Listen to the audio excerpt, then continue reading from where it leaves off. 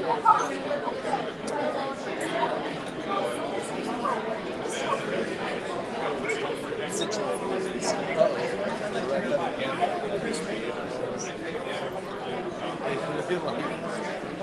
everyone.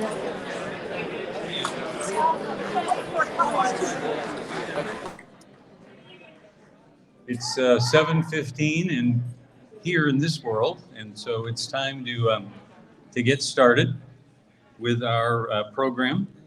Thank you. Everybody enjoying themselves? It sure sounded like it. Yeah, food was good, and 2 bars, both within crawlable distance. It's pretty amazing. Thank you. My name is Joe D'Amore, and I am a charter member of the Masters of Harmony. Yeah, thank you. Thank you. It's wonderful to see you all here gathered together to pay tribute to a great man, Dr. Greg Lyne.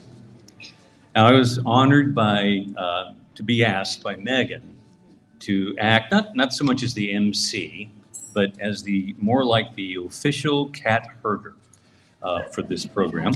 I've known Megan since she's about 2 years old, and she's a couple of years younger than my daughter, Heather. So she's always been a very, very special person in my life. So saying yes to do this was easy. My honor. Thank you. We have a very special program planned, some remembrances to be shared, a special tribute video to the one and only Dr. Greg Lyne, and lots and lots and lots of barbershop music, just as Greg would want it. Before we get started, though, I want to just take a minute to introduce some special people. Please stand or wave just to receive some well-deserved recognition. I'll start with Greg's daughter, Megan, and husband, Dax. Greg's son, Cameron. Where are you, Cameron? Greg's brother, Randy, and his children, Aaron, Randy, Paul, and Becca. Welcome. And Greg's sweet, loving Teresa and family. So good to see you.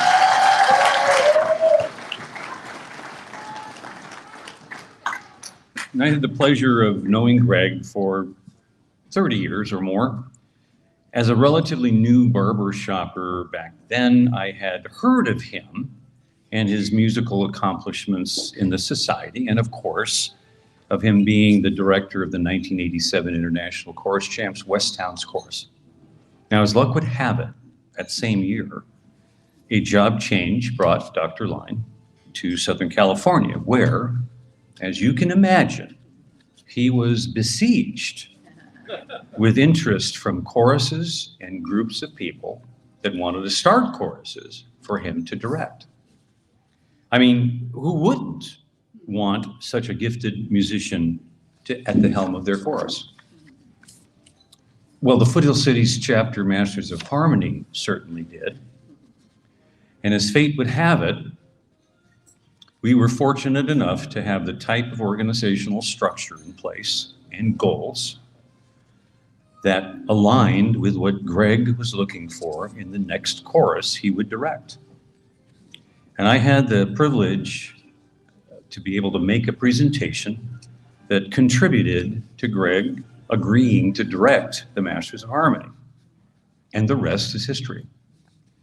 Making that presentation, by the way, was easy because I trusted deeply in what we could become with the right musical leadership. And I will never regret taking that leap of faith, as it not only profoundly changed my life, but the lives of countless numbers of people for good. What Greg was able to do in what seemed like a nanosecond musically with the Masters of Harmony is well known. But what was most special for me in my friendship with Greg was that no matter how busy he was, or where we were, or what he was doing, he always made time for me. He always looked me in the eye, greeted me with a handshake and a friendly hand on the shoulder, always asked me how I was doing, how the family was doing, and how he could help me. I'll never forget that. Dr. Greg Lyne, a living legend, would drop what he was doing and pay attention to little old me. Now, how did I get so lucky?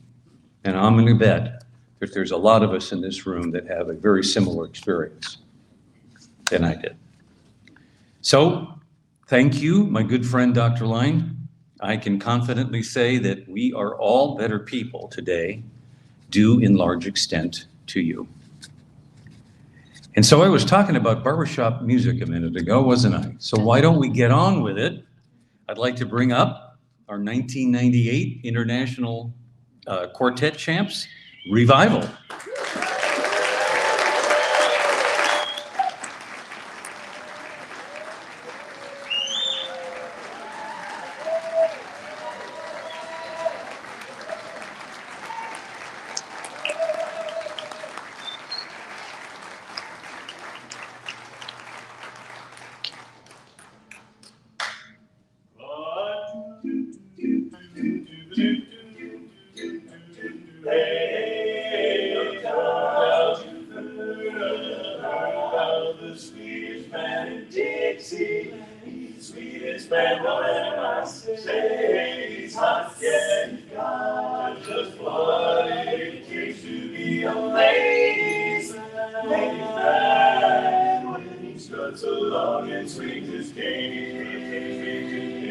Husbands tie their wives up with a ball and chain. Just sentimental gentlemen from Georgia, Georgia. Gentle to the ladies all the time, all the time. But when it comes to loving, he's a real professor. Yes, sir. Justin Mason, Dixon, Valentine. Just those Georgia peaches hanging around him now. What this baby teaches, nobody else knows how. That sentimental gentleman from Georgia, Georgia. Gentle to the ladies all the time, oh yeah. So let me tell you, brother, like that strutting ladies man. Just see those Georgia peaches hanging around him now. Wow, what this baby teaches, nobody else knows how. Sentimental gentleman from Georgia, Georgia, gentle to the ladies, all those ladies, gentle to the ladies all the time, all the time, all the time, all the time, all the time.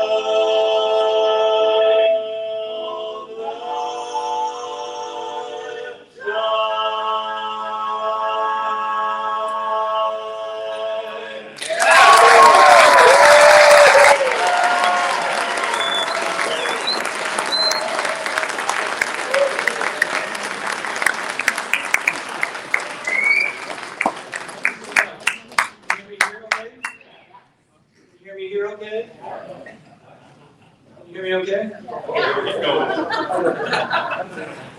So, thank you so much. Oh my gosh, I'm so nervous. And it is so amazing, just the butterflies are just going all, because today is beyond special.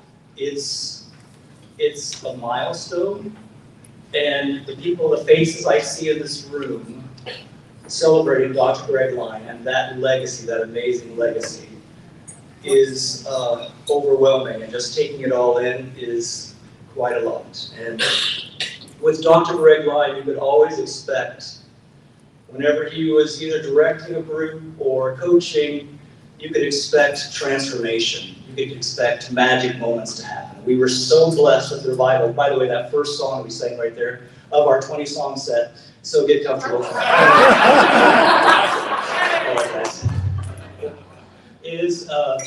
We were so fortunate to have Dr. Greg Lyne, Cindy Hansen is here, our primary coaches, and such. We can expect magic moments to happen, right? We all remember the legacy.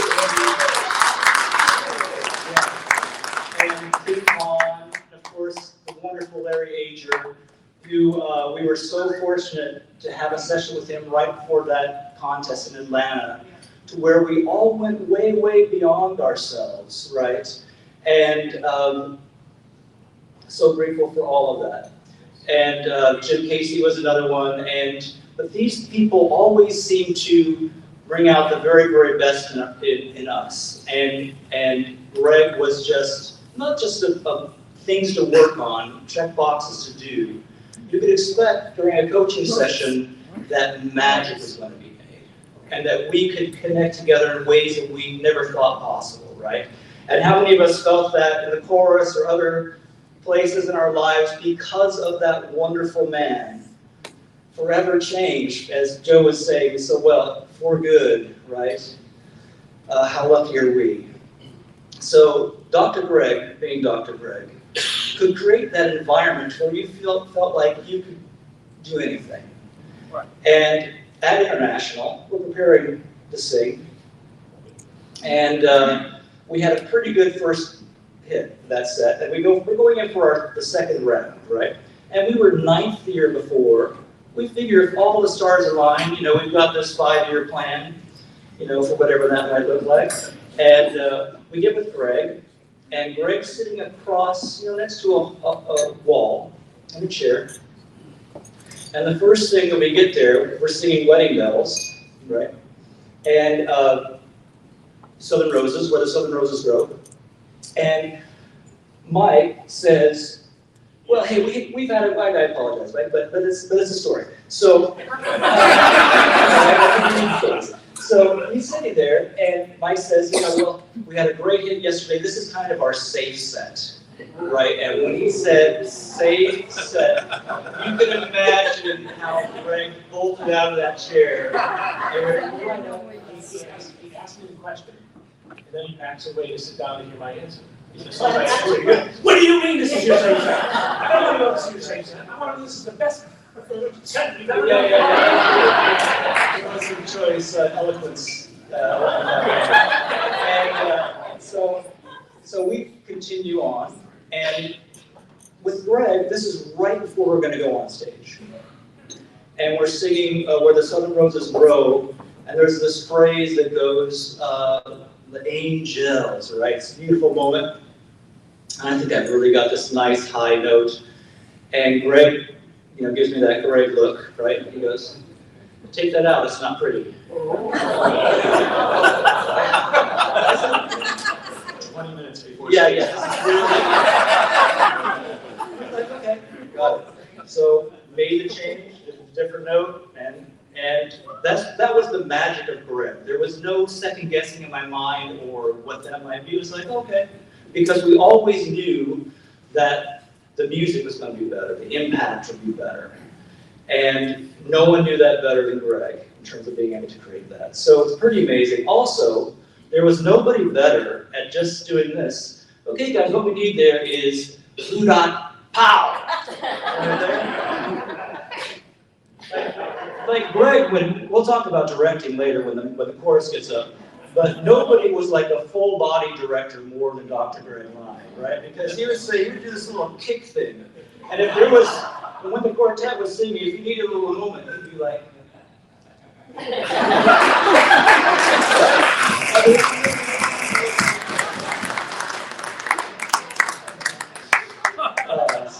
so wonderful. And another thing that I'm always reminded of, there's so many wonderful people in our lives who have gone on to the heavenly choir. I think Larry Ager probably prepared that choir pretty well in terms of the heart and the lyrics and all of that wonderful stuff that only Larry could do. And with Greg, you remember he would often say, when we'd be singing in the chorus, leave that door open for those angels to be singing above you. Those overtones, you've got to allow that to be.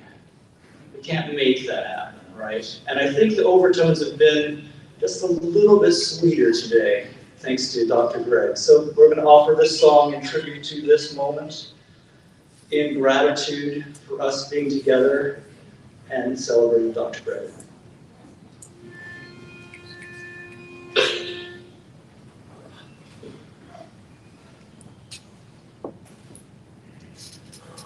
When peace like a river attendeth my way,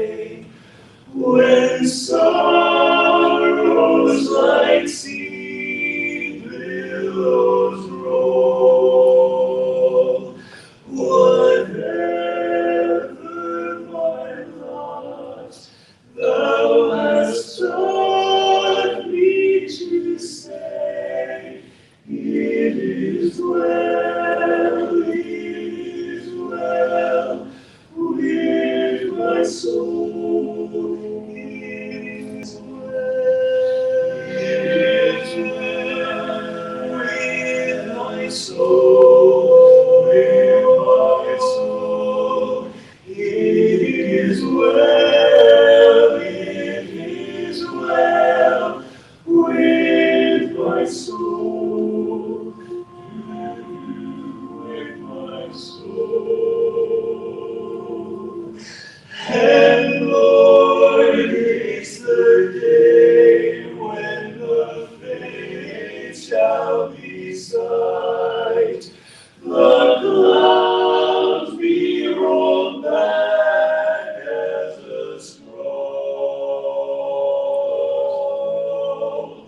and the trumpet shall sound, and the Lord shall be sent. Even so it is well with my soul. It is well. It is well with my soul. With my soul. It is well. It is well with my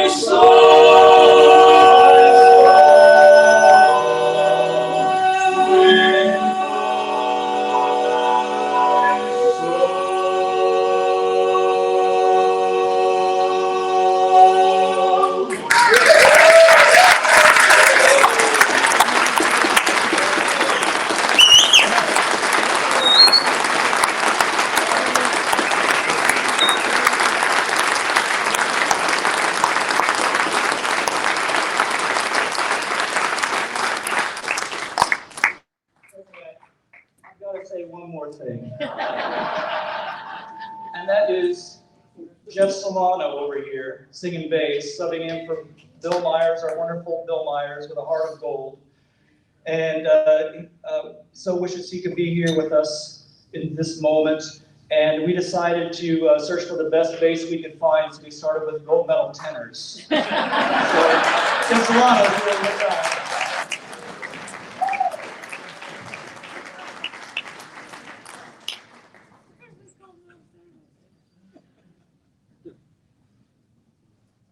How you doing? This is the New Jersey portion of the memorial for Greg. So my name is Jack Pinto, and I am honored and very humbled to be speaking for our dear friend Greg. I want to thank Megan and Cameron and Teresa and everyone to bring everyone together to celebrate Greg today. If you all indulge me for just a moment and close your eyes, please. And I want you to think of a moment, either when you were part of a group or a moment that you shared personally with Greg that brings a smile to your face and warms your heart.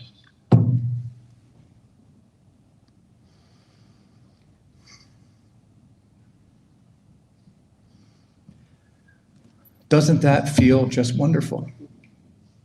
I'll tell you in a few moments why I asked you to do that. I met Greg 35 years ago. I was 20 years old, and it was the beginning of a mentorship that I relished as a young director and a dear friendship that I'll cherish forever. You know, we all have learned from Greg.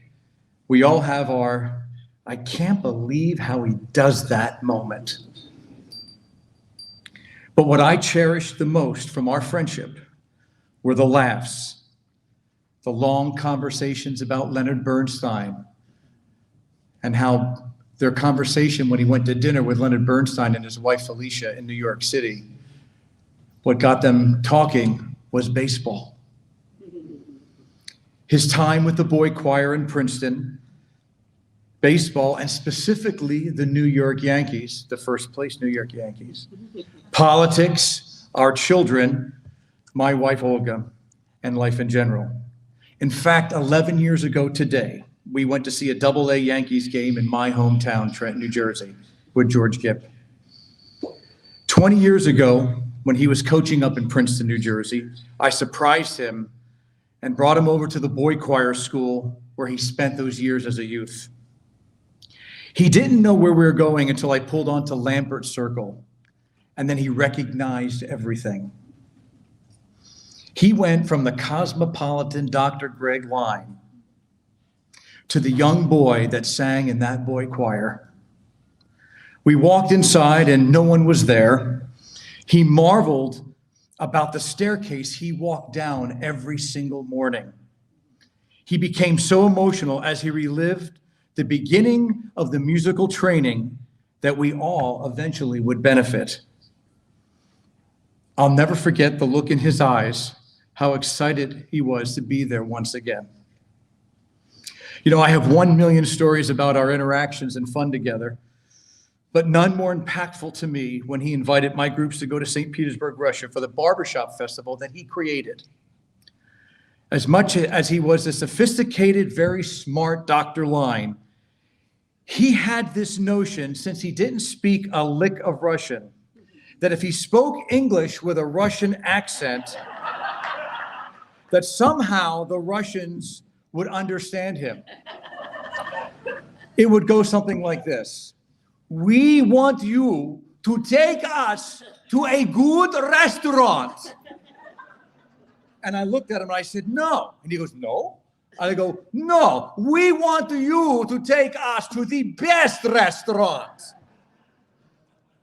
As Greg would do this, it would morph from a Russian accent to a German accent to almost a Japanese accent.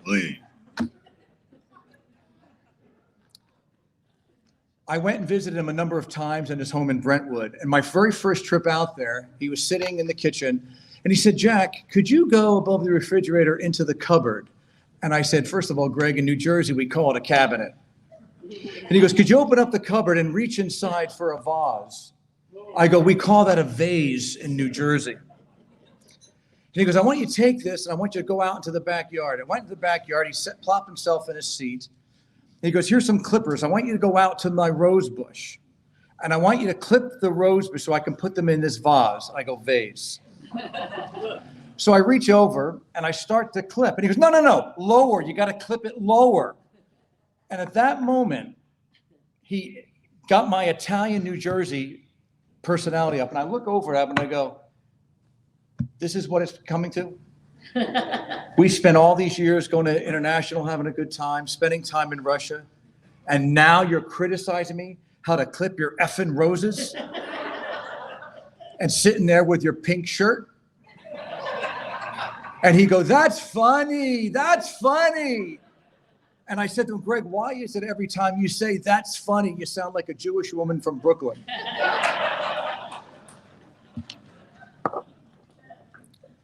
Well, I began this by asking you to think of something about Greg. The reason I did that is because in one of our many long talks, he said to me on a number of occasions that he knew that people appreciated his musical talents and what he was able to do to help them.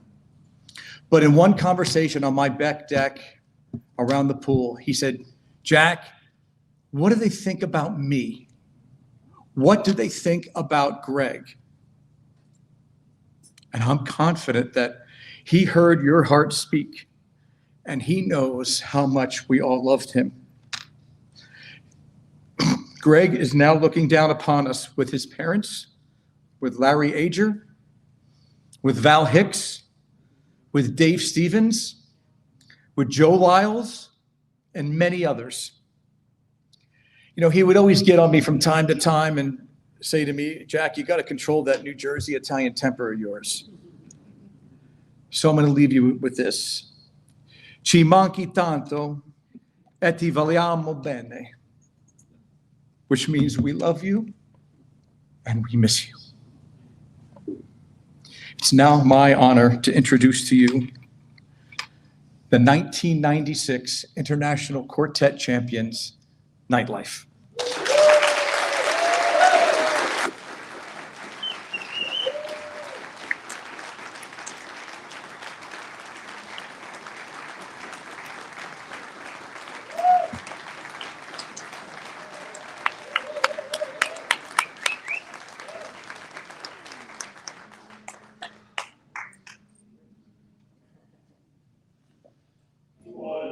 bygone days beyond recall, when on the world the mist began to fall, out of the dream that rose a happy throng, Lord, to our hearts, love sang an old sweet song. And in the dusk where fell the firelight gleam, softly it rolled itself into our dream.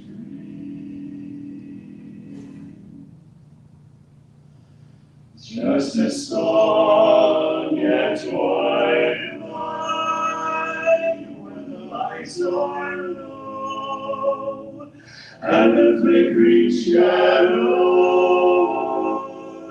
softly come, and softly,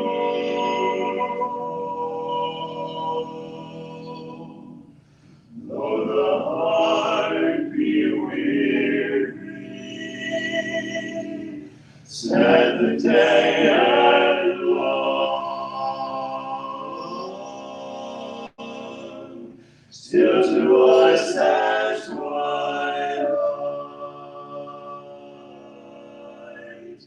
comes one's old song.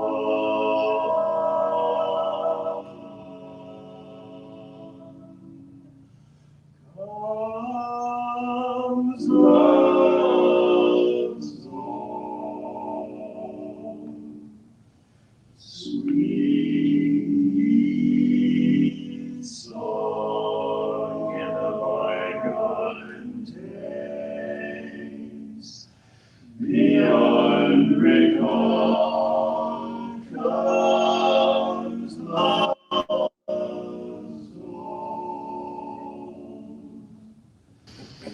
sweet song.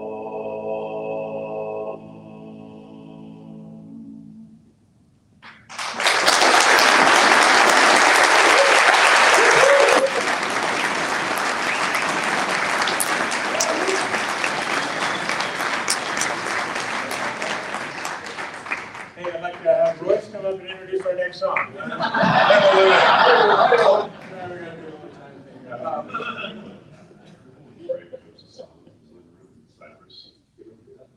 Yes, please tell that story. Well, it's not a story. I'm trying to hold it together, and I go back to when Megan, 6-year-old, went around the house. Oh, they can't perform yet, but not quite. We had a coaching session at the house in Cyprus, and I remember all the word sounds for singing stuff. Absolutely brought me right back to the house. And our coaching session was great. And so I'm hanging on to your life because I was right on the edge. So let them go. But that's kind of precious story earlier today with the Masters. I got the Reno State, was gone. I just was wiped out. Because, again, it takes me back to the late 1980s and Greg teaching us the craft. The same craft that nightlife, who was born out of the Masters of Harmony, learned and took that to become international champions on the same day as the Masters of Harmony. So it all comes full circle around, and it's just an amazing thing. Just an amazing thing. So I just want to bring that up. That's awesome. Get that out of our system. You know you're speaking in like 3 minutes, right?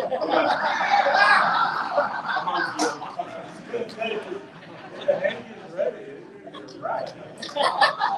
When we save that seat, I want to be real close.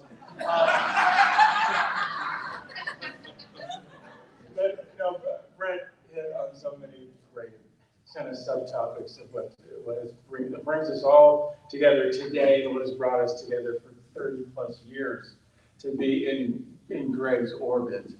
And I mean, it's not an overstatement to say without Greg, none of this really would be. We'd be somewhere else doing something fun, I promise, because we're all fun people, huh? We just want to hang with all the people in this room. It's pretty cool, but we wouldn't be here. It's just, and then Joe said that he changed his life so profoundly, and that's an echo of everyone in the room, and it's just so It's so wonderful. And like Brett said, we got to see both of you kids, get born and get raised, and it's been, we've had a glimpse on your lives. It's just blessed us all so profoundly. The song in particular, it's, hey, my life's here. Come and sing Love's Old Sweet Song. And what? Okay. But it was way back 30 years ago or so, one of this kind of big feature pieces we had in the Masters was a thing called How to Build a Chorus. Okay. Yes. Okay. And it was one of the kind of first times that Greg said, because the whole chorus would sing, once in a while, I went Nightlife to come out and sing the first intro of that. And we're like, wow, okay. So we come out, and so that was the thing, is that we would come out and start once in a while, and we get to a certain point, and what would happen next? Who remembers the next line of that? Right, you have to admit. That's exactly right. You gotta admit that's a great thing. Dogmatics. Okay?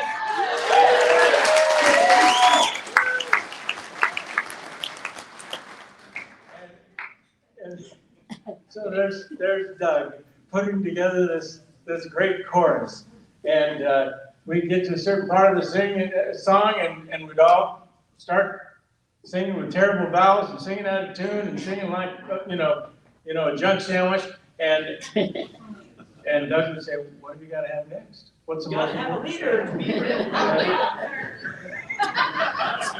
You got to have a leader to pull it all together. And Greg would come straight out of the stage and turn around and run, and we'd all snap to attention, and everything was set right, and the universe was perfect, and we sang right through the tag and tore the audience up. And that's just a 5-minute, song. It sort of encapsulates this whole journey we've all been on together.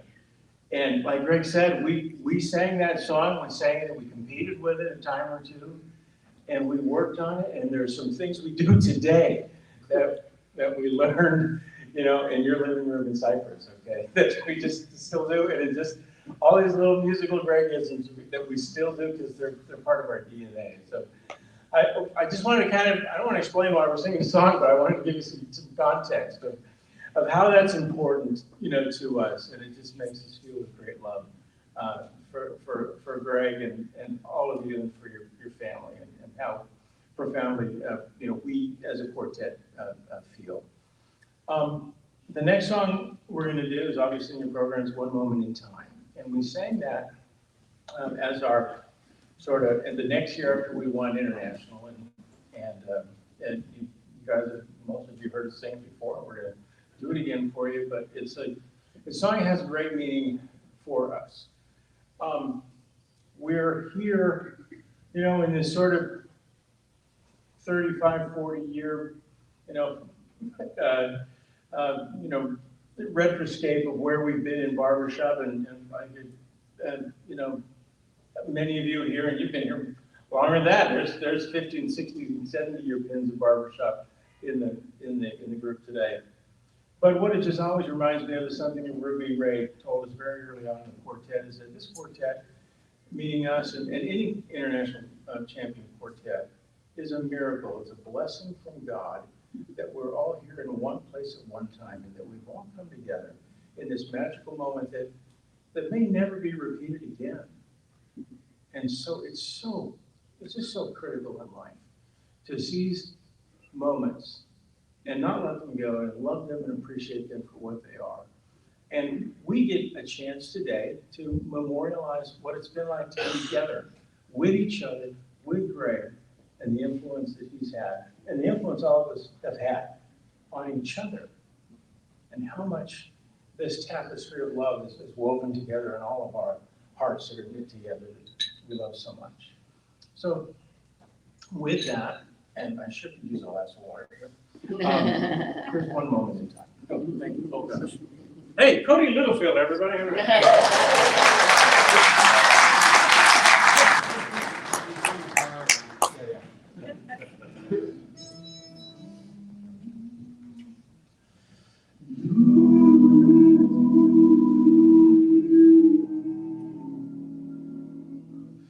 Oh.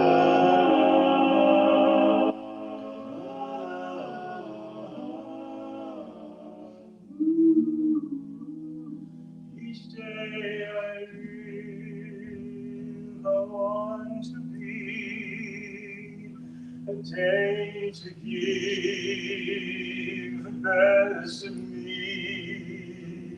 I am only one, but not alone. My finest day is yet unknown.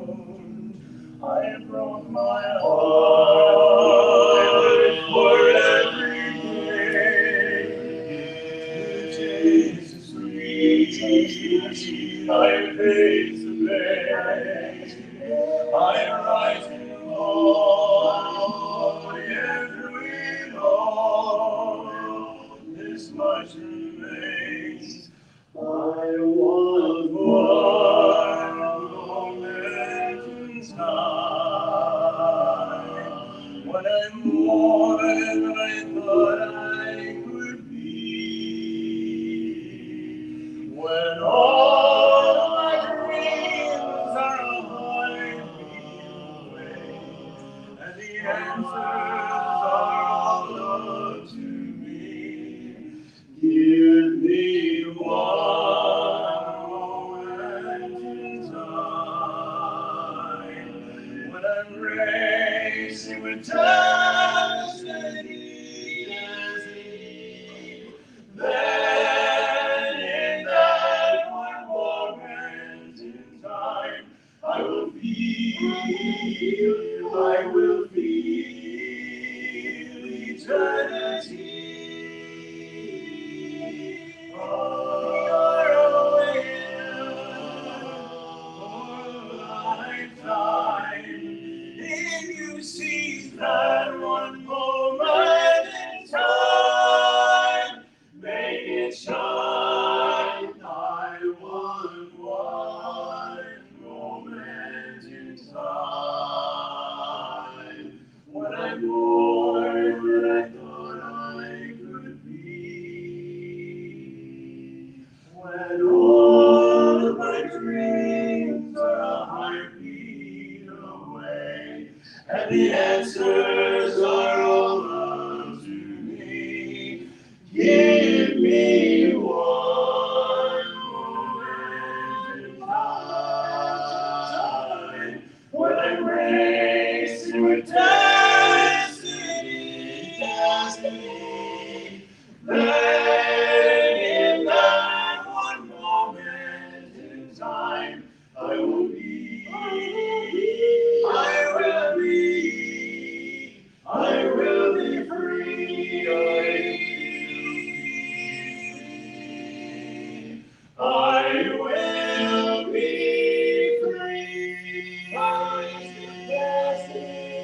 Of eternity, just give me one moment in time.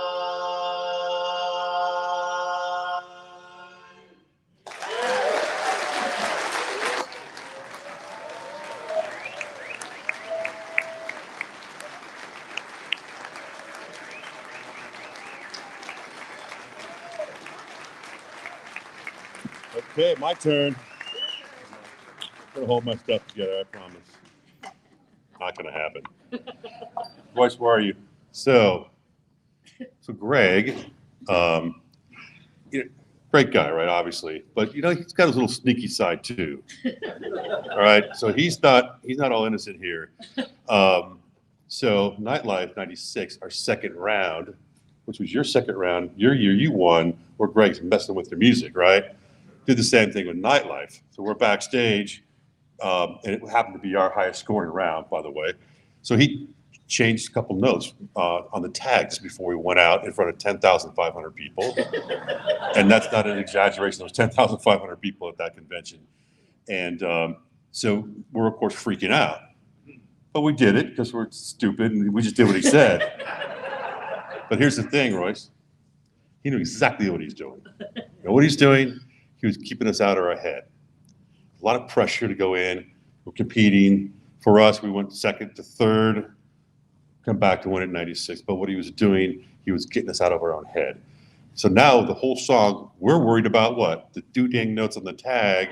And so we just had one of our best hits ever. And we got 100. perfect score on that same song. Pretty interesting.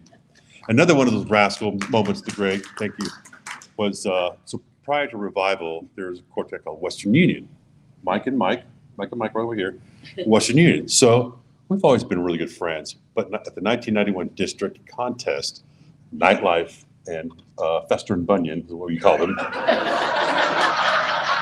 Thank you, Jeff Baker. Western Union. We were both coached by Dr. Lyne and Cindy Hansen. And so what Greg would do, he'd come in and say, oh man, Western Union, they're smoking right now. Oh yeah, you guys better get busy. So they run over Western Union structure, Nightlife. Holy cow, they're bringing the heat. And so he's playing one quartet, after the other, and it definitely motivated us. So it was kind of cool. I just wanted to share that little moment. So Greg's not, he's got a pretty good sense of humor, and he definitely used that a few times. I first met Greg at the first Masters of Harmony rehearsal that Greg attended. It was December 9th, 1987. Thank you, Joe, for confirming that date. That was 3 days after my 24th birthday. And so at that time, we didn't know what our future was going to be. Greg knew. We had no clue. We had no clue the legacy he was going to leave us. And most of the singers in this room have been, has had Greg's gift of song, his leadership. He was definitely my mentor. I drank the Kool-Aid. I bought everything he gave me. And we became really close friends. So in 1990, we decided to sing in a quartet together called LA Times. And so I would, after work, drive to the house, pick him up in Cypress, and sometimes get there a little early. I get to play with Megan a little bit. Remember Megan? I used to pick you up one hand over my head. Can't do that anymore. But that was a little fun thing. Just giggled, thought that was fun. Or I'd come over and put your bedroom furniture together, because I don't know what your dad was doing, but your mom's like, hey, Brett, do you know how to? Yeah, I know how to get out of here. Again, I don't know where Greg was. Again, the legacy Greg, we just had no idea. And my quartet Nightlife, we were born out of the chorus. We formed from within the chorus. We were all section leaders. And I remember right before Calgary, Greg taking the quartet back behind the risers and said, hey guys, you need to step up. What are you talking about? Section leaders like, no, you need to lead this chorus. I need your leadership. I need you to step up. And it's like, okay, whatever you want, we'll do it. And there was 5 members of Nightlife, and Greg was our 5th member. And he always knew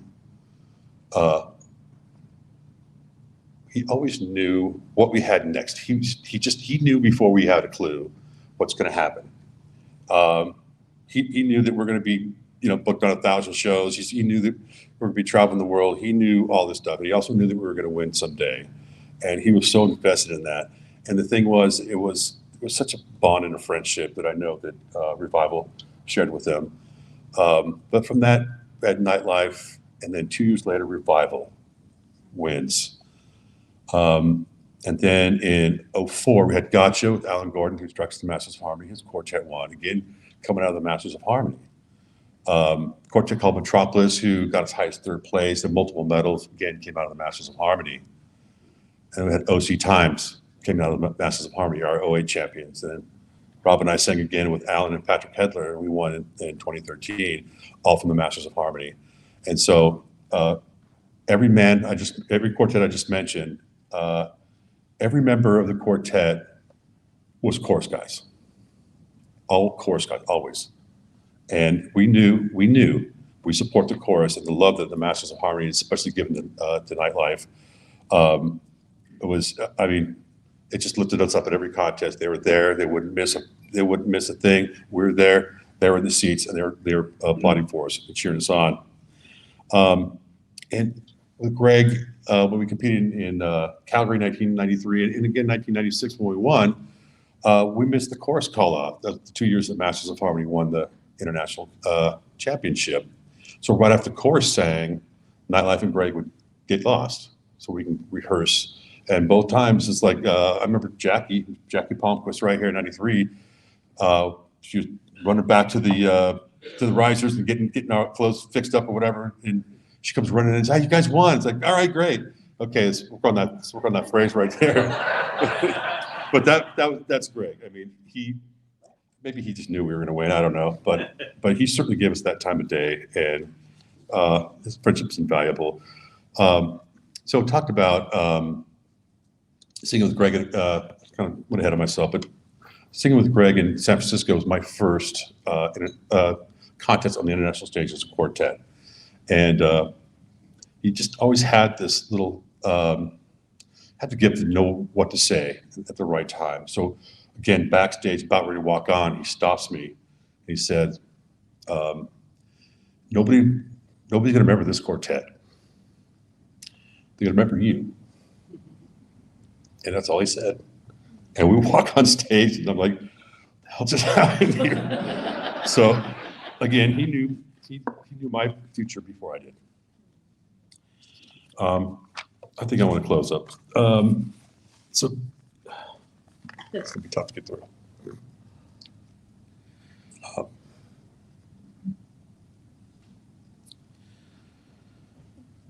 In 1989, Greg invited some of his students from Long Beach State to attend a rehearsal.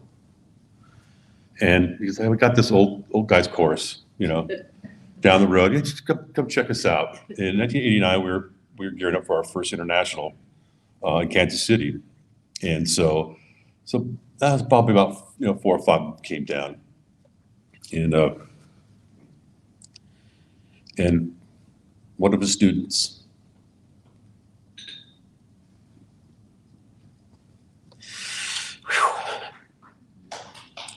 I'm not done yet. Let me work this out, all right? There was a young Karen Schofield there that night. And so we went on a date a couple times, and she went back home to Cape Cod, where she's from.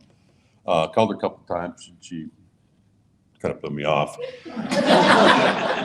I think it might have been, I'm divorced and I have a year-old son, and so that's a lot for a young college student to take in, but I was very honest with her up front.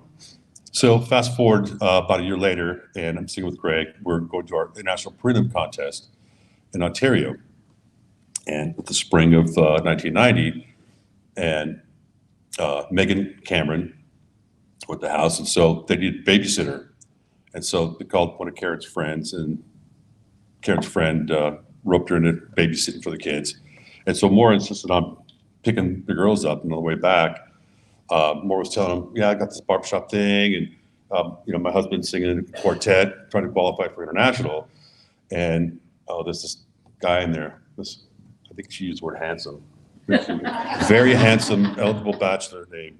And Karen, "Brett Littlefield? You know Brett?" "Oh, we did it a couple times." Jaw on the ground, just crazy. So that was kind of fun. And so Maura's like, "Oh, you have to call him." "Well, I don't have his number. We lost contact, and I got his number. Don't worry." Gave her my number anyway. So we started seeing each other again, and then she left after school year to go home to Cape Cod, and I don't think she lasted maybe a week. And she called me back and said, "I'm coming back." Like, "All right, yeah, come back." "No, you don't understand. I'm coming." "Yeah, I understand. Come back." "I have no place to live." "Yes, you do. Come back." And so she came back, and the very next day we drove to San Francisco International 1990, and we haven't been apart since. So in December,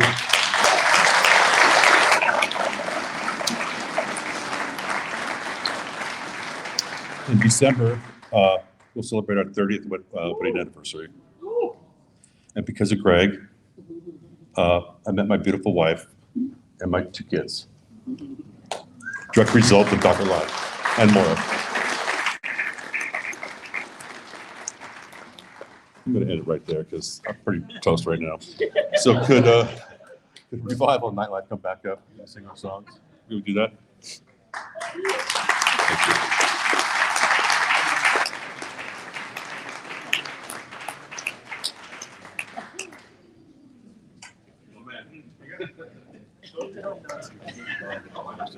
Oh.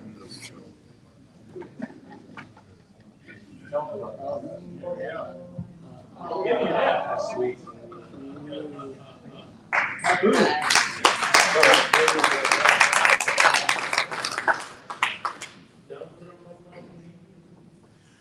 Well, when I'm down, down,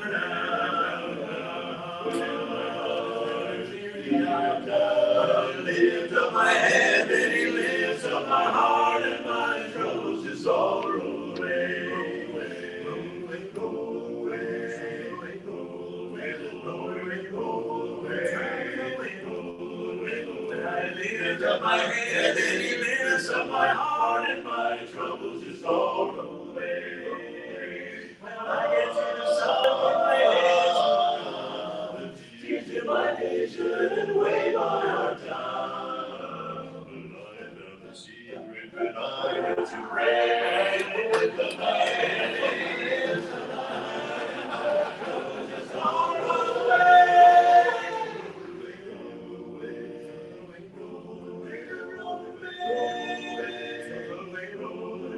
When I lift up my head, he lifts up my heart, and my troubles just all roll away. Roll away, roll away, roll away, roll away, roll away. When I lift up my head, he lifts up my heart, and my troubles just all roll away, roll away. My troubles just all roll away.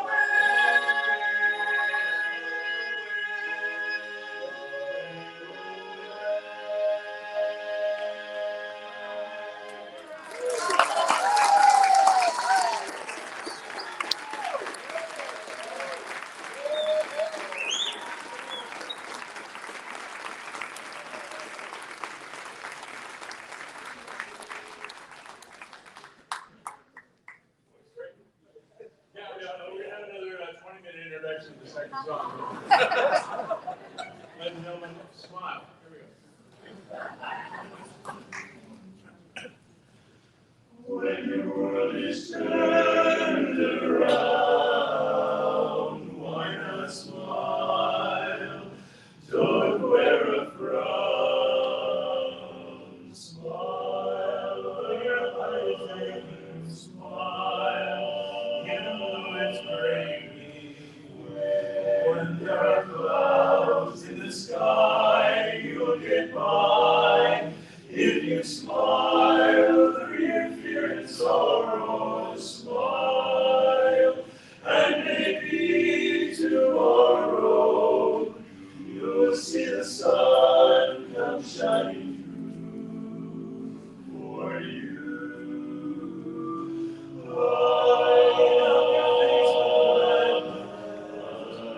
Every trace of sadness, although it's here, maybe ever so near.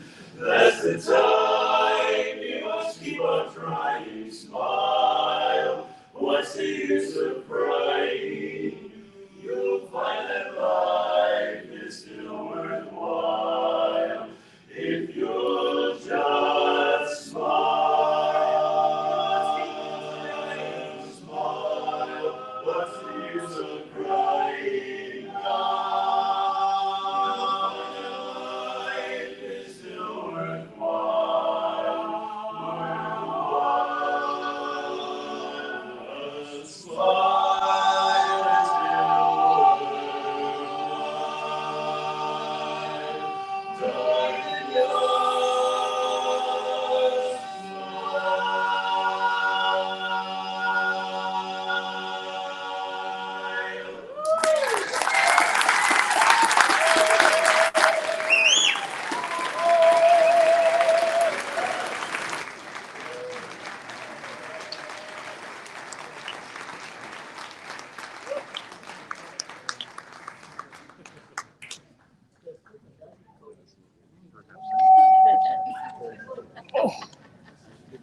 That was so good. It left an aura around that mic, I tell you. That's fantastic. Thank you. Nightlife and revival. We've got some remembrances we'd like to share from a couple of people that wanted to be here but were not able to.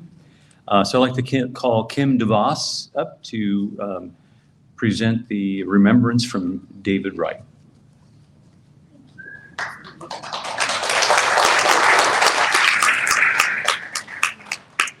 Hi, everybody. My name is Kim DeVos, and many of you know that Greg was the best man in my wedding to Larry Acher, and a best man he was to me. And I've known Greg for over 40 years, and just hours before he died, he texted me a message that said, "Larry would be so happy, you're so happy, and we all love Steve." So still, Greg was always thinking about somebody else, not about himself, telling him how proud he was for me, finding love again and going on with my life. What a good man, and what a good message for all of us as well. Speaking of friends, it's my wonderful honor to read today a few heartfelt words written by Dr. David Wright about our good friend, Greg Lyne. Hello, my friends. I regret not being able to attend this event, for today we celebrate a beautiful life. A life of many accomplishments, a life that had broad, sweeping impact on the musical world, and that touched many lives. I am sure there will be many testaments today to the countless ways that Greg impacted people by virtue of his musical prowess and his expertise as a director. I wish I were there, for so many of you are dear friends of mine with whom I would love to share this occasion. I will direct my comments to the personal impact that Greg had on me. I would be a much lesser person without the relationship I had with this man through a span of over 40 years. David came into contact with Greg many times, sometimes through his coaching of quartet or chorus, sometimes at conventions or Harmony University, sometimes through judging, and sometimes via a random phone call one of us would make to the other for no particular reason other than to chew the fat and enjoy each other's company. Greg was a person with whom I connected on a personal level. From the first time we met, we were comfortable together. We loved to share our experiences, to talk about people, to laugh, and to recount old times, and to philosophize about barbershop lore or some piece of music or the state of the world. As unpretentious, high and important and sought after as Greg was, he was totally unpretentious in conversation. And I remember talking with him into the wee morning hours at a hotel, at a retreat, or when he stayed in my home. I loved Greg's humor. He could make the funniest remarks, many of which I have expropriated and used myself, and some of which my friends and I repeat and smile as we think of Greg. Can you tell this is a professor writing about another professor here? Yes. My honor to read as the daughter of a professor. But this casual and easy relationship should not mask the fact that all the while Greg was influencing me deeply in the wisdom of his words, the adeptness of his directing, the sensitivity of his interactions with people, the skill in his manner of communicating, and the keenness of his musical acumen. It mostly flowed out from him to me, much more than the other way around. I thank Greg for helping to mold me in a positive way. I wouldn't be me without him, and I know many of you feel the same way. I remember well our last lengthy chat. It was January 2010 when I attended a mathematics convention in San Francisco. That would be really exciting, too. I think David's watching this on video. I'm probably going to get a text here in a minute. No, sorry for the comments, sir. Greg was living in the Bay Area at the time, and he took public transportation into the city to meet me that evening at my hotel. We talked in the lobby. We walked to a restaurant and talked through dinner. We returned to the hotel and talked in the lounge until it closed down. By then it was late. Public transportation was no longer running, so he came to my room and crashed, but not before we shared some more stories. That's just the way it was between us. After that, Greg's health slowly declined, but I would still get those periodic phone calls to get caught up. He never wanted to talk much about his health, just wanted to know what was going on in my life. Greg is a person who had a massive beneficial impact on everyone he knew, and many he did not know. So today we celebrate the greatness of Dr. Greg Lyne. I'm lucky that I knew him, and no one can take from me the blessing I've received from knowing this great man. I will be sharing his legacy as long as I live.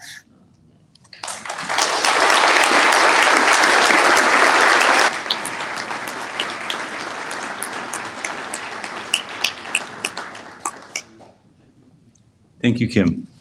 The next remembrance is by Daryl Flynn. Kirk Young was to be here and got ill, not COVID, so he wasn't able to come, and Megan asked if I would read what Daryl said. It's my honor. Not having Greg on the other end of a phone call or email reminds me about how I miss the good doctor. We often commiserated about the kids, the health and direction of our beloved barbershop society, and got caught up with all the scuttlebutt about choruses and quartets and mutual friends of ours. It seems as if I've known Greg for 100 years. Actually, I met Greg at Harmony College in the early 80s, where we both served on staff for more than 30 years. As I got to know Greg, I wondered why he wasn't an employee of the society. Years later, we moved to Kenosha, where I served as the society as its CEO. Even though Greg was a tenured professor in higher education some 2,000 miles away, we were successful in appointing him to the role of Director of Music and Education at Harmony Hall in Kenosha. Greg and family moved to Kenosha, where they found and purchased a great home right across the street from Harmony Hall, the society headquarters. We got to know and love the kids, Megan and Cameron, and have followed their journey with great interest. I'm suspicious that if it could be measured, we'd find no one who loved barbershop harmony and our society more than Greg. He found barbershop music when he was just a lad in Kansas. Since then, Greg has served as a championship chorus director of international reputation, has sung in high-level quartets, has taught our art and craft all over the world, has served as a judge in our many international competitions, but perhaps has been most influential as a coach and mentor.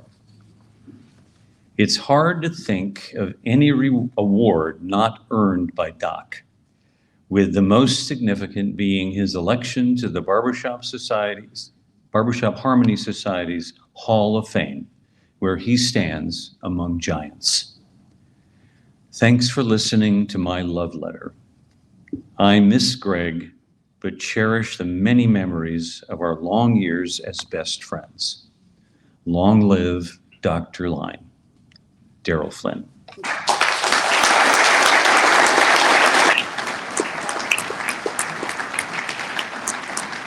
Okay, I'd like to introduce Alan Gordon, the director of the Masters of Harmony Chorus, and I'd like to invite the chorus to come on up and start populating the risers. If the chorus quietly comes up. I want to explain what this is. You see it's listed as the Legacy Chorus in the program. You will recognize many of these singers from the service today. What we did in the service was, that was just the Masters of Harmony. But as we know, Greg is the only man in the History Society to direct 4 different choruses to medals in international competition, and 2 of those being gold, which ties him with only one other person, I believe, to Laurel. So there, you might see faces up here. We can go ahead and use the floor and double the. You want to be that close, be that close. His first gold medal was with Lombard, Illinois. And then, of course, it came to the Masters, we got a gold medal there. And then when they moved to Kenosha, he had a Great American Chorus there, which was as high as 3rd place. And then we relocated out to the Bay Area and directed the Voices of Harmony, Voices in Harmony, right? Up to 3rd place as well in 2008. I had the pleasure of being a part of that 3rd place chorus, as well as his 1996 goal with the Masters. So you'll see some faces from these choruses as well. So, and not everybody made rehearsal, so this will be an adventure. We'll see what happens, but we're going to share a few songs for you as a legacy chorus. Pardon my throat.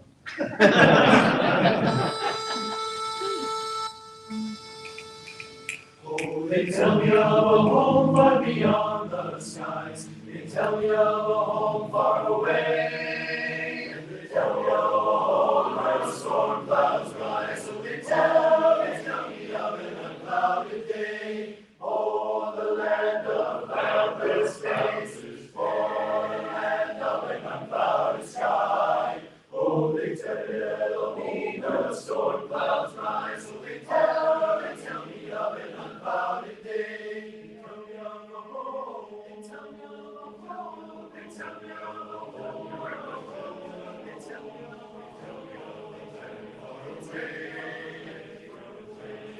life in eternal blue sends its trails through the unclouded day. Oh, the land of cloudless days is for the land of an unclouded sky. Oh, they tell me the storm clouds rise. Oh, they tell me of an unclouded day. They tell me of a king in his throne, of a king. They tell me that my eyes shall be tell me of a king. The sun in a city that is made of gold. Oh, the land of boundless days. Oh, the land of an unclouded sky. Oh, they tell me of a home where the storm clouds rise. They tell me of an unclouded day. Oh, the land of boundless days. Oh, the days of an unclouded sky. Oh, they tell me of a home where the storm clouds rise. Oh, they tell me of an unclouded day.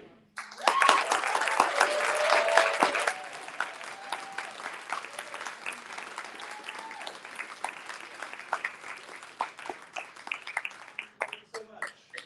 So Dr. Greg Lyne was, again, as Brett was mentioning, he would always do these last minute kind of things to kind of get us to do our best.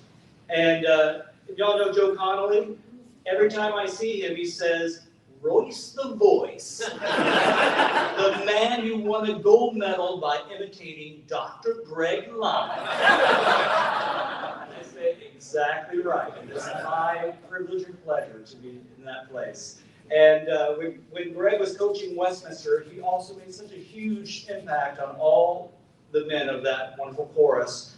And we were preparing in 2007 for the Strike the Band set.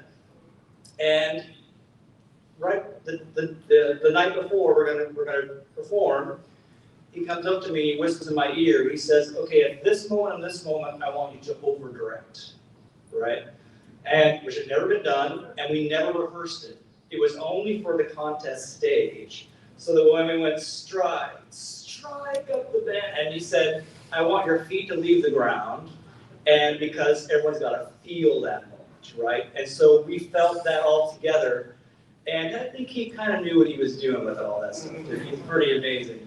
Well, this next wonderful song, if Masters of Harmony a hymnal, this would be page 1 of that book, because it is a journey about all the wonderful things that Greg loved. He loved baseball. He loved the teamwork. He would often talk about a double play and the athleticism that it would take to do that. And he would throw the ball.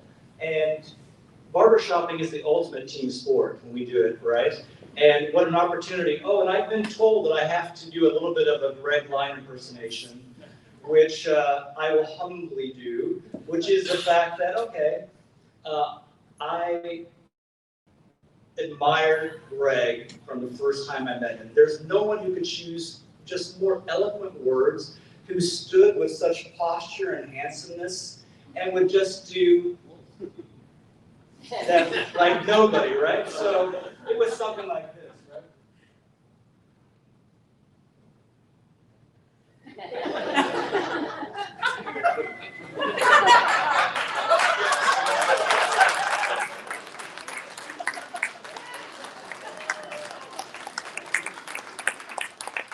So whenever Revival would do a show, I would start doing that, and Greg would walk out and stand beside going. And there were some fun times where he would actually go, Royce, you should try it like this. And then we would actually pull out each other. So that's super fun. So this wonderful song, hope you enjoy it. There used to be a ballpark.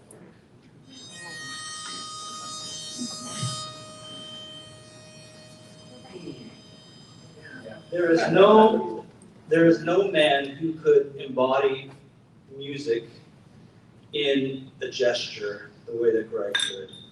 And so honored to be a part of this, standing in front of these wonderful men for this moment. And thank you. So humbled and grateful to be a part of it.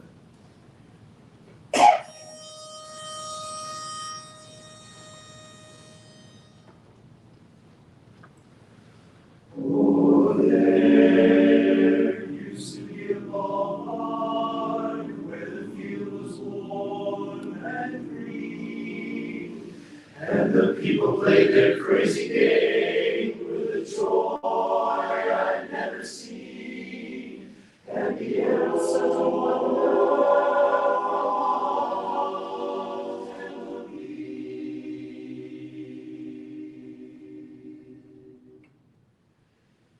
Yes, there used to be a ballpark right here.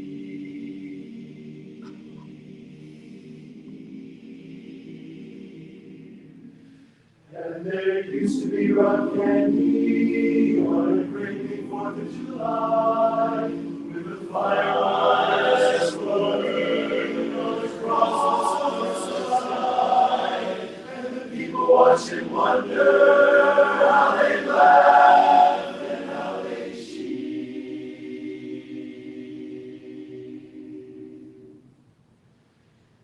And there used to be a ballpark right here.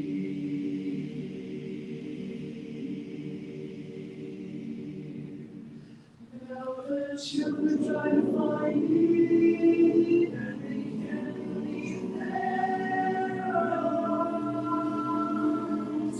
'cause the old team is to play, and the new team finally tries, and the skies are so cloudy, but it used to be so clear.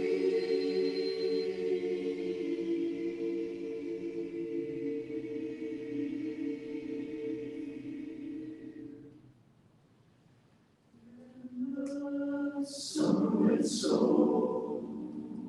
quickly this year.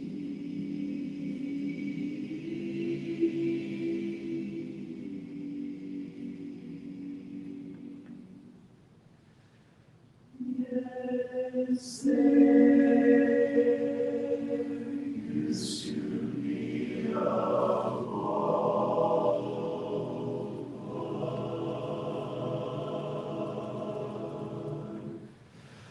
right here.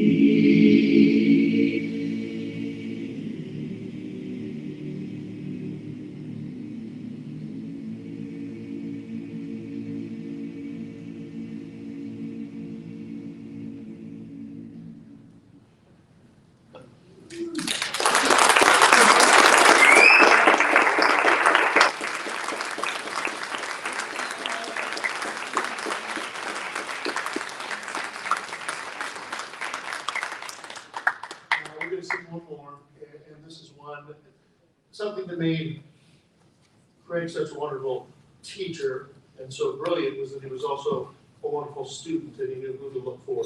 And he had many heroes, as was talked about earlier, with all the musical selections curated for during the cocktail hour. Was that those were his favorite musicians and composers and arrangers and quartets and performers that he had a mutual respect for and would steal things from and glean things from. He was always watching. And one of his favorites was Leonard Bernstein. So we did have when we were doing with Megan, we had a selection from West Side Story that both reflects some of Greg's favorite music, but also has just a general, just a wonderful general message that applies to today, to his life, and to all of our friendships and knowing him this time.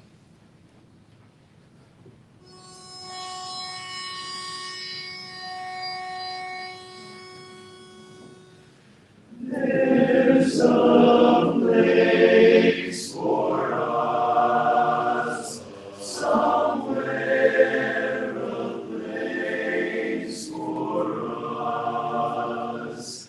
Peace and quiet and hope and air wait for us somewhere. There's a time for us someday, a time for us. Time together with time to spare, time to learn, time to care. Someday, somewhere, we'll find a new way of living. We'll find a way of forgiving.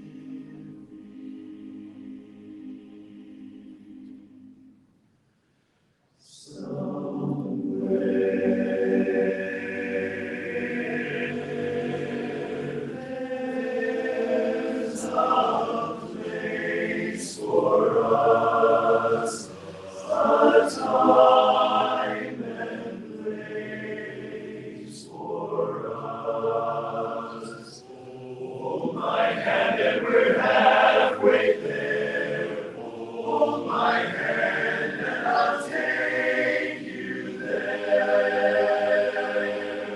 Somehow.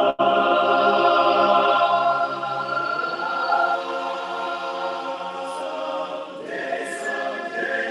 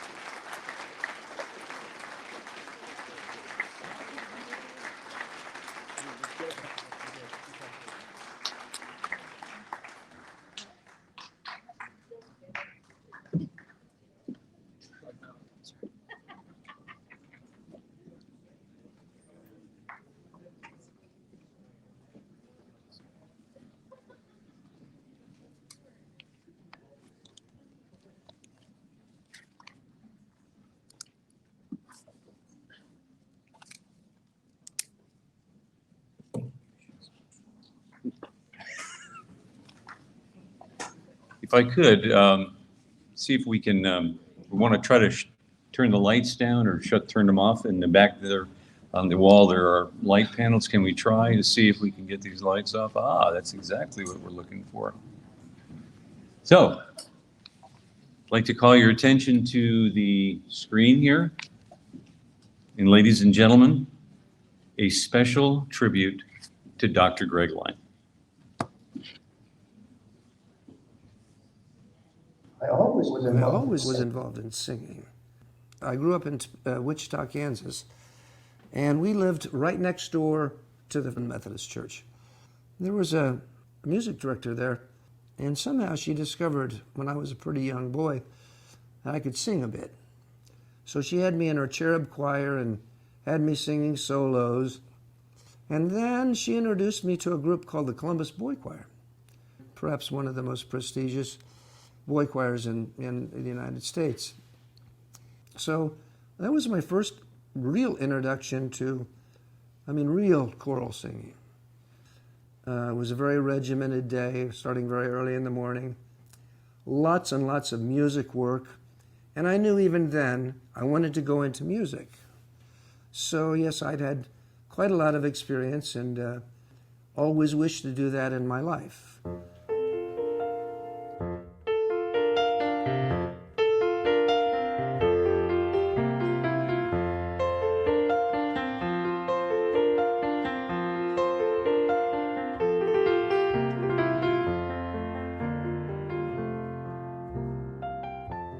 I think I was a 9th grade student, and a classmate of mine said, my father sings in a chorus, and I have the opportunity to bring a guest to that concert. And I said, well, what kind of a concert is it?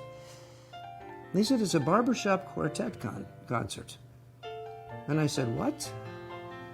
I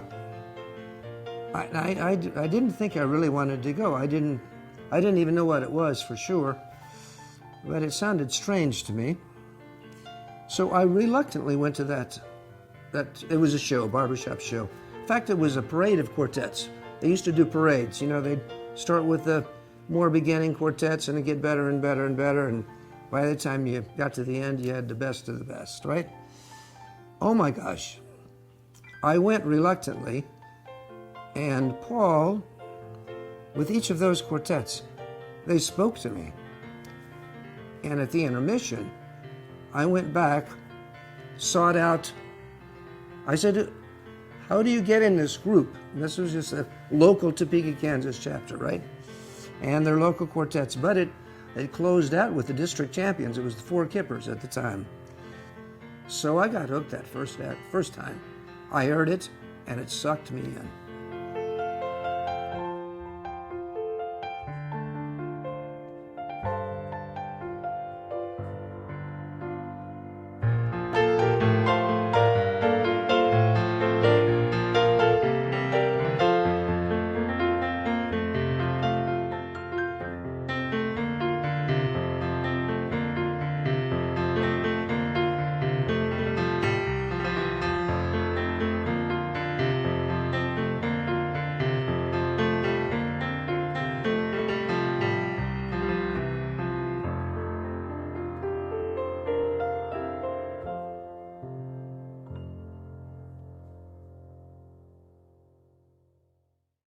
So there were 85 hungry guys, and somehow we were all on the same page. We were only focused on working as hard as we could, and everyone with the same corporate goal to get better, to make music, and somehow we knew that if we did that, that we would have a lot of successes.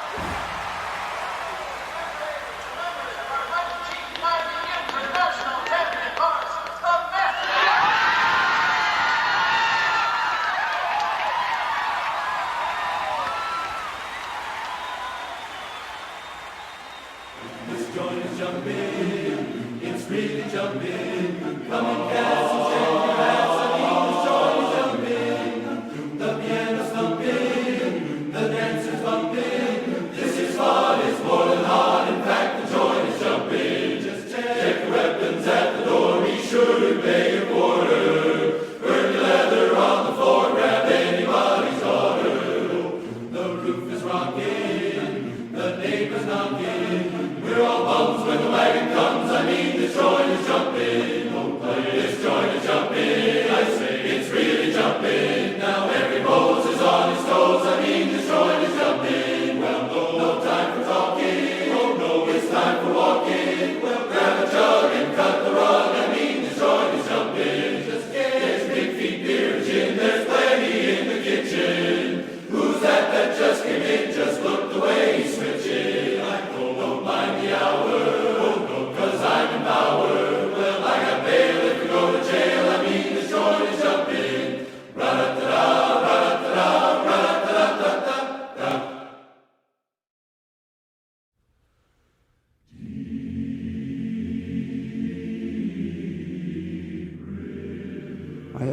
two lovely, lovely, lovely children. Megan, she has her master's in opera performance. She's an excellent singer, a very fine musician. I'm going to guess she's just going to keep doing fabulous things. And then I have a younger son, Cameron, who's so handsome. I don't know where he got that from. It must have been from his mother. But yeah, young Cameron, he can sing a little bit. He played a little French horn. Loves to sing. So I don't know. I just have two talented kids. But it's all been good. I'm a very fortunate man.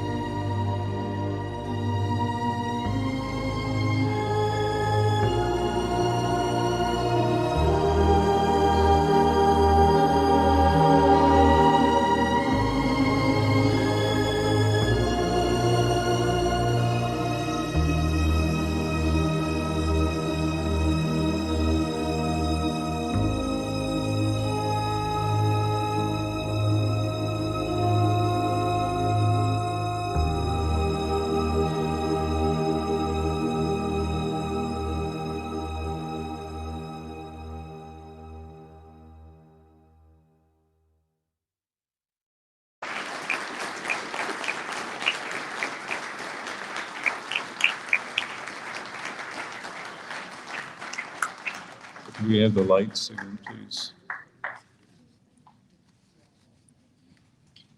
I'm not crying, you're crying. I should have watched that a couple of times. It's I just want to take a minute just to introduce a couple of important people. Jeff Hebner, please stand. Jeff took some of the footage that you saw 1990 International for us, and has done a lot of work will be coming out here soon about the chorus in 1990. And Gary Stone put that tribute video together for us.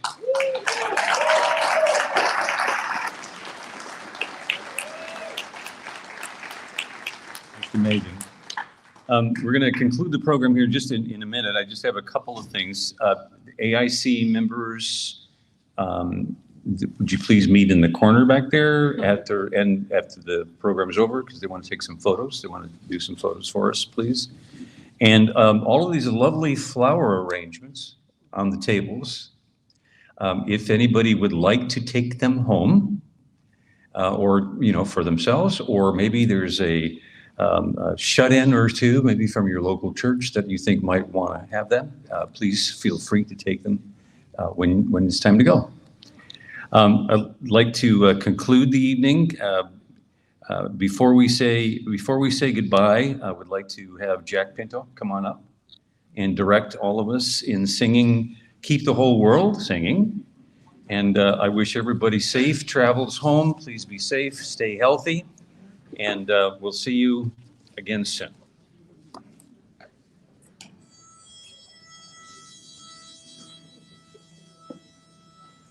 Keep the whole world singing.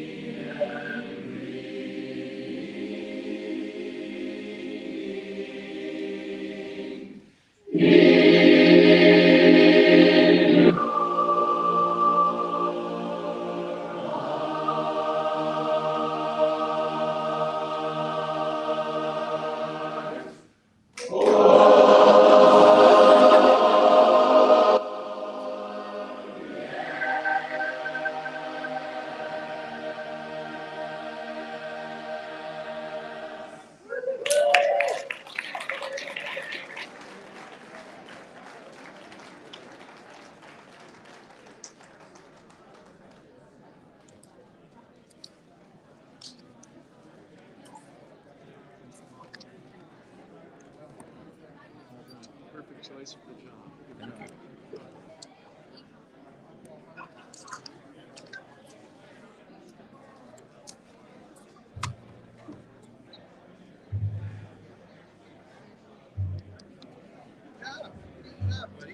Thank you, my friend.